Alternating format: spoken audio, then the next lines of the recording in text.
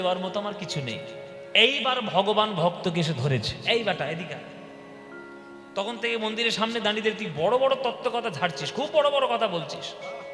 তোর যদি এতই ভয় আর তুই যদি এতই জ্ঞান যে তোর পুণ্য কিচ্ছু নেই, তোর গুণ কিচ্ছু নেই, তোর দেওয়ার মতো কিছু নেই, তা তুই আমার ডাকছিস কোন সাহসে শুনি? তুই ডাকছিস কেন?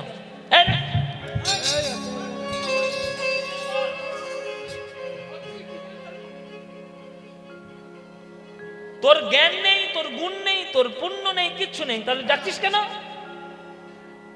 আবার কত বড় বড় কথা, দেই তুলসী তুলো দেহ মন সমর পলু দয়াজনী ছোড় বিমল। তোকে দয়া করার জন্য বসে আছি আমি, ভগবান বলছে।